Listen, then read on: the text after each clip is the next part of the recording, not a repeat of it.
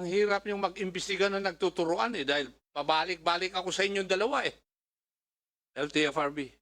Kailan nyo natanggap yung validation report? Alam mo, tama Wala naman na eh. gana. Wala, inaartihan mo na ako. Sinabi mo rin sa akin to nung 3 taon na nakararaan eh. Wala ito, hindi totoo ito eh. What is your position sa DILG? Good afternoon po, Mr. Chair and the rest of the members of the committee. I am Daniel Caminati po from DILG, Bureau of Local Government Supervision.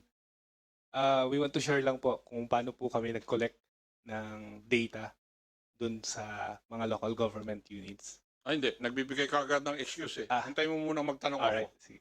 Kasi ang sasabihin mo yung problema ninyo sa pagkolekta ng master list ng mga tricycle sa local government unit. Inuunahan mo na kaagad ang depensa mo Di ba? Ang performance ninyo is 15%. At ang sinasabi ng LTFRB, dahil hindi magkaugma yung inyong master list. Tama? Actually, may master list nga kayo ng 2022 for certain local government unit, biglang bumaba sa 2023. Ay, hindi naman, ay yung tricycle sa pagkaintindi ko, hindi pababa parami nga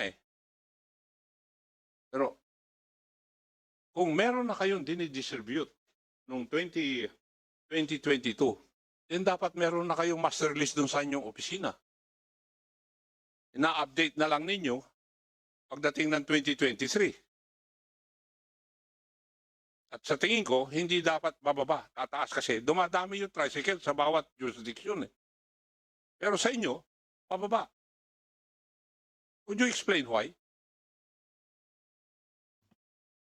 Yes, Mr. Chair. Bali, ang nangyari po niyan for GAA 2022, nagkaroon po ng MOA again, si DILG with LTFRB ng kung sino po yung mga beneficiary for 2022, yun na rin po yung beneficiary for 2023.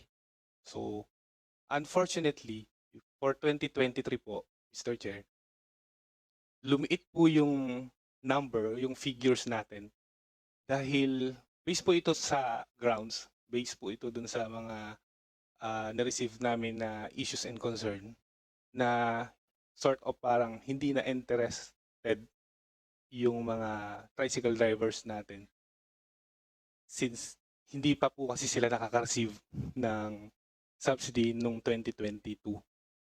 So parang ganun po yung mga Ano? Hindi interest. Kaya bumaba yun dahil wala nang interest yung mga tricycle driver? Yes po. Tama ba yung pagkarinig ko? Yes po. Sino kayang grupo ang hindi magka-interest na magkakaroon sila ng pera? May mga sentiment po kasi sila, Mr. Chair, na hindi na po ako magre-register dyan, hindi na ako magbibigay ng data dyan or nung pangalan ko. Halimbawa, ako po, tricycle driver. Kasi hindi naman napaprocess yung application ko noong 2022 Tapos ngayon, magko-collect kayo uli. Sort of ganun po yung situation po sa ground. Kaya, Sino po ang may kasalanan na hindi na-process?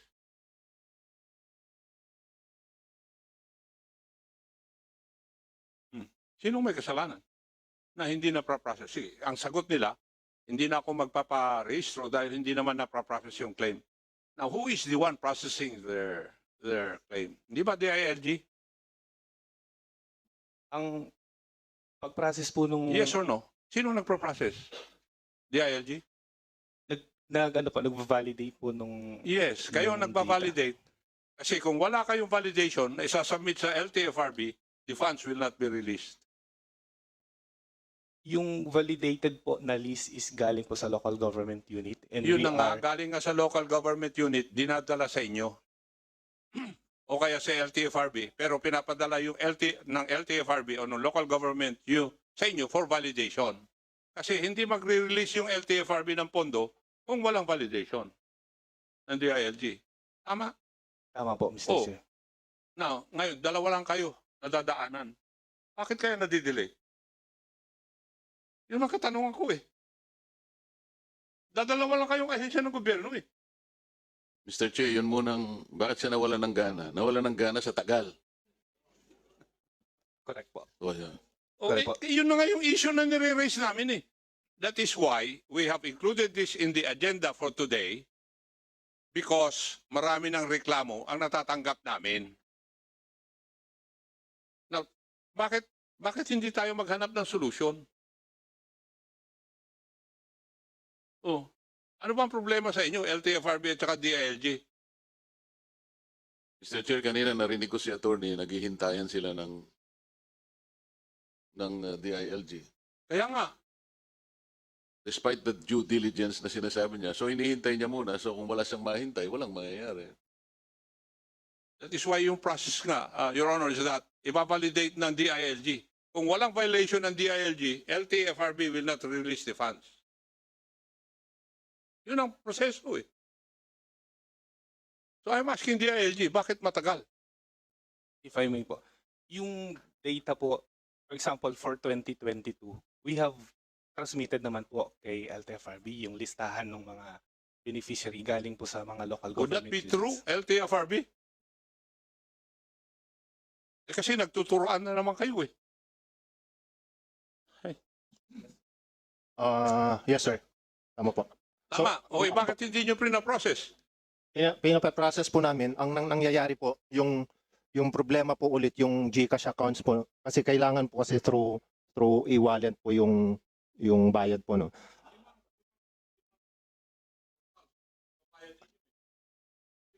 Tama po. Yes, Your Honor. O alin doon? Yung GCash na naman problema? Eh meron kayong over-the-counter procedure. Meron kayong fuel cards. Meron bank-to-bank. For tricycle drivers, Your Honor, yung GCash account, yung e-wallet, o kaya yung over-the-counter or yung off-site distribution. Yun na nga yung sinabi ko, di ba? Yes, Your Honor. Kasi ikaw nagsabi mismo niyan eh. Opo. Yung recommendation po ng off-site or over-the-counter distribution, manggagaling pa rin po sa DILG, Your Honor. So, yung master list po na ibinibigay po sa amin, naka-indicate na po yung GCash, yung mode of payment, either e-wallet or over-the-counter or off-site distribution. So, pagka GCash po, doon po namin talaga binavalidate manually. So, isa-isa po kung tama po yung entry po ng GCash account, Your Honor. Attorney, ako lang ang may distrito ngayon dito eh. Si Juan pala, si Honorable Gato. Hindi ko alam kung nag-submit na siya ng listahan ng kanyang mga tricycle drivers doon sa probinsya niya.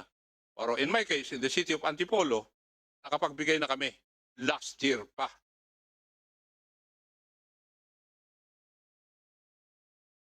Di ba? Last year pa. Yes, Your Honor. And your excuse when we followed this up, kasi alam naman namin na may pondo yan eh. When we followed this up, ang sinasabi ninyo, yung DILG, walang certification. Yes, Your Honor. Yes. DILG. Mr. Chair, i-verify ko lang po, yung tinutukoy po ninyo po ba is for 2022 o for 2023? 2023. We Yes. have ano na po, we have transmitted na rin po yung list, master list ng data ng mga tricycle drivers po When? to LTFRB. When? We'll just check lang po, Mr. Chair. Yes. Kasi, ang hirap yung mag-imbestiga na nagtuturuan eh, dahil pabalik-balik ako sa inyong dalawa eh. LTFRB. Kailan nyo natanggap yung validation report? Your Honor, we endorsed the request in December 2023. We made a follow-up letter in January or February of 2024, Your Honor. As to date, there had been no transmittal of the validated list, Your Honor. Bakit December lang ninyo ni-request yung validation doon sa Kwan? Samantalang yung aming submission, according to our local government unit, matagal nang naibigay. Mayroon pong initial submission po ng DILG, Your Honor, which we were able to process. Yung mga hindi po nakasama, so ito po yung subject po ng aming request po sa DILG, Your Honor.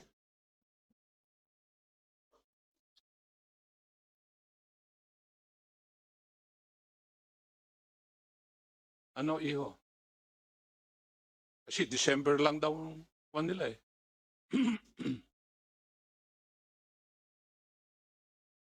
Hindi ko tuloy alam kung anong records ang paniniwalaan ko eh. Yes. Mr. Chair, if I can also suggest, in order to reduce the steps between these, in the implementation of the fuel subsidy, maybe we can, in doing our next GAAs, maybe we can divide the fuel subsidies into DOTR, DICT, and DTI, so that there will be no need for transmittals of these lists from DILG, for instance. DILG can just distribute. No, ang problema lang naman yung proseso eh. Asek, yung pondo nasa LTFRB eh. Yun lang proseso kung paano may bibigay eh. It needs a validation certification from DILG. Kasi maski magbigay yung local government unit ng kanilang listahan, hindi i-honor ng LTFRB except yung validation ng DILG. Ganun yun eh. So, hindi ko alam kung magkaaway ang DILG at saka LTFRB. Mr. Chair. Eh kasi, yung records talaga naman, lahat na di-delay, Asek. Delayed eh. So there must be a problem.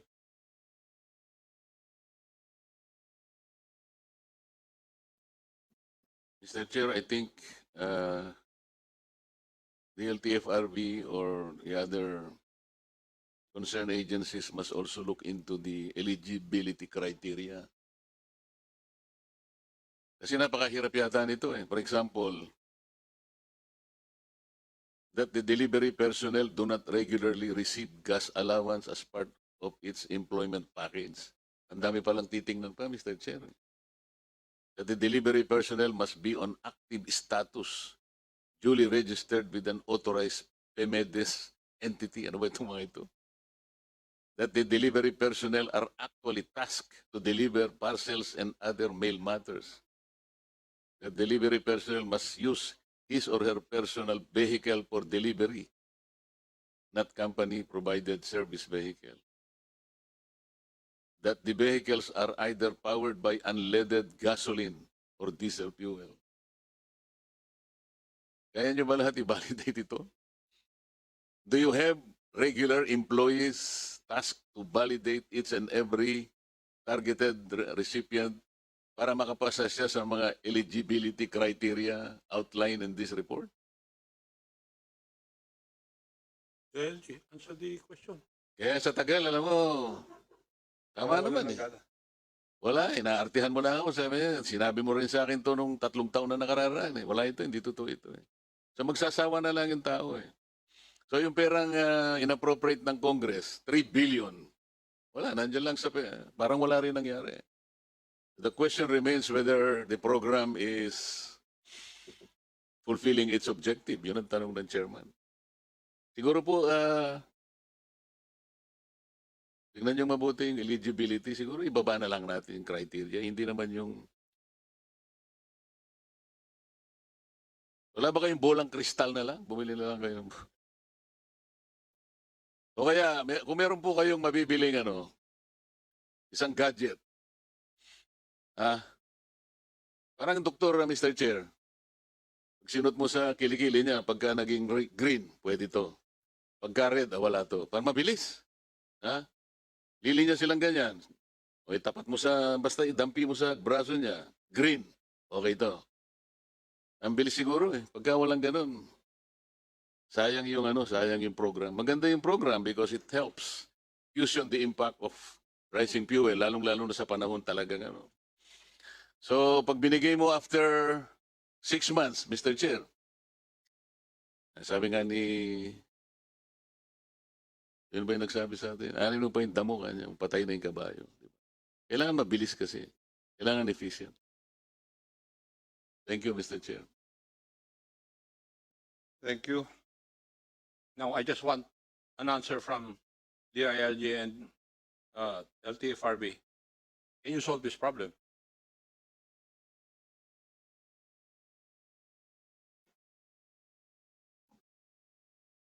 For LTFRB, Your Honor, we will be inviting the representatives of the DICT and the ILG for another meeting, Your Honor, to effectively and efficiently implement the program, Your Honor.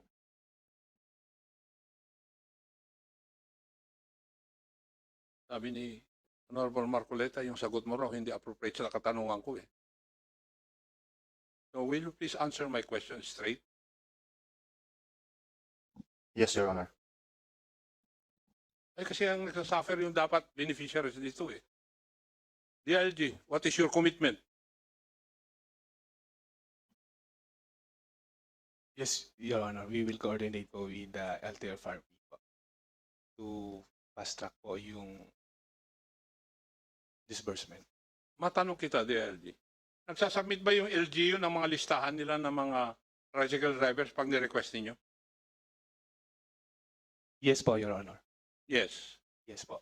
So what takes you so long to process it? Number one po, Your Honor, is tinatransmit po kasi namin yung consolidated na or yung national data na po kay LTFRB once makomplete na po lahat ng submission ng regions Hindi. para isahan po yung Nandyan submission. sa inyo ang problema eh. The way I look at it, Iho, in the next budget hearing, paupuin ko yung secretary mo dun at ako magtatanong mismo tungkol dito. Kasi yung sagot mo sa akin, hindi ako kontento. Ano? Sabi mo, nagsasubmit yung mga LGUs na mga listahan nila ng mga driver operators nila, di ba? Sinagot mo ko, tama, di ba? Now, are they submitting it on time? Yes or no?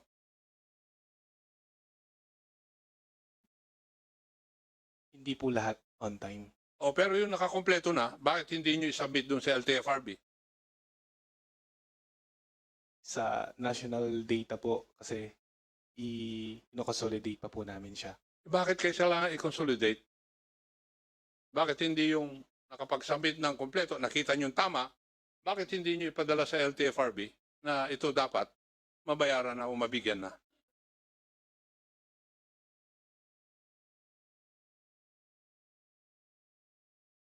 Oh, ikaw bang namamahala dun sa programa na ito sa iyong departamento?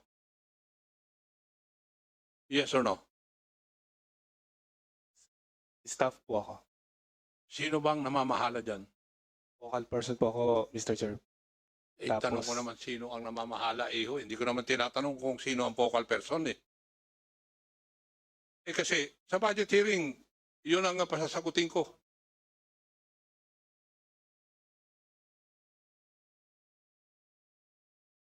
Sa management po, Mr. Chair, Sino nga? ng data, ako po yung isa sa nagmamanage po nung Sino nga ang database. boss doon? Ang director po namin is si Director Debbie Torres po. Ang Alin? Director Debbie Torres. Director? Debbie Torres po. Bureau of Local Government Supervision. Yes. Ano, Yung namamahala ng data na ito ha. Yung data ng mga tricycle. Yes po. Yes, Comsec, pwede ba? You kindly invite him